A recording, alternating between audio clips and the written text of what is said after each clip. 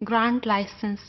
In this session, we will talk about the license grant according to National Biosafety Rule 2005.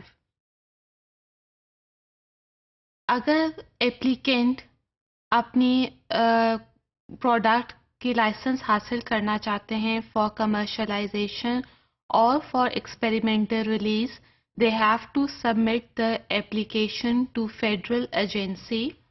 Federal agency उसको review करेगी कि क्या वो human beings के लिए, एनवायरनमेंट के लिए, including animals and plants, whether it is safe for them और नॉट. अगर ये सारी चीज़ें फुलफिल हो जाती हैं तो federal agency under rule 11 applicant को लाइसेंस ग्रांट करेगी. But this licence is not for a whole year. This is for a specific time period. The time period is of 2 years. 2 साल के बाद आप अपने लाइसेंस को फेडरल एजेंसी के through ही renew करा सकते हैं. इसके अलावा दिस लाइसेंस इज़ एक्सटेंडेबल ताकि आप अपना एक्सपेरिमेंट प्रोसीजर्स ख़त्म कर सकें और उसको कमर्शलाइजेशन तक ला सकें. लेकिन ये टाइम पीरियड 4 साल से ज़्यादा एक्सटेंडेबल नहीं है. So license is which is granted by the federal agency under Rule 11 is for a specified time period and it is renewable after every 2 years, but it is not extendable more than 4 years. इसके अलावा federal agency इन 2 या 4 सालों में आपकी experiment को किसी वक्त भी रुकवा सकती है जब उसको ये इंफॉर्मेशन मिले कि आपका प्रोडक्ट जो आप लैब में बना रहे हैं with the genetic engineering techniques या कमर्शलाइजेशन में आपने अपना जो जेनेटिकली मॉडिफाइड ऑर्गेनिज्म इंट्रोड्यूस कराया है वो हार्मफुल है ह्यूमन बींग्स के लिए. For example, it is harmful for the human health in the form of allergies, or whether it is damaging the nature or the environment, such as it is harmful for the animals and plants. इन तमाम सूरतों में वो उन federal agency के पास power है कि वो आपके लाइसेंस को कैंसिल कर सके. इसके अलावा कोई ऐसी कंडीशन पैदा हो जाए कि आपका पैथोजन पहले बायोसेफ्टी लेवल 3 के साथ डील कर रहा था, लेकिन जैसे ही आपने उसको जेनेटिकली इंजीनियर्ड किया और वो रिस्क ग्रुप 4 में एंटर हो गया, then in such conditions federal agency under rule 11 again has a power to revoke your licence.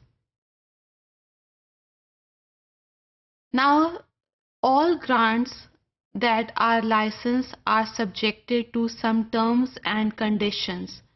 First one is the proper labeling of genetically modified products, cells, or the substances. Then there must be a control, such controls to be experienced by the applicant. Then proper supervision. For that, we have already evaluated the qualification of supervisor. By this, they can train their researchers for good microbiological practices. Even they can supervise the technicians and the project personnel. इसके अलावा national biosafety rule 2005 में जिन चीज़ों को restrict कर दिया गया है उनका इस्तेमाल आपने नहीं करना. अगर आप ऐसी सूरत में अगर फेडरल एजेंसी को इन्फॉर्म हो कि आप उन कंडीशंस को जो कि रिस्ट्रिक्टेड कहा गई हैं उनको आप यूज़ कर रहे हैं तो फेडरल एजेंसी आपके लाइसेंस को कैंसिल कर सकती है. So you have to be within your terms and conditions. इसके अलावा आपने हर 6 महीने के बाद अपने प्रोजेक्ट की समरी फेडरल एजेंसी को सबमिट करानी है ताकि आपकी कारकर्दगी का एक लेआउट उनके पास आ सके. Either it is in the form of international presentations, in the form of publications, or it is in the form of new novel mutation, new novel product, or we want to commercialize our project in the product. So any form of information you have to submit to the federal agency.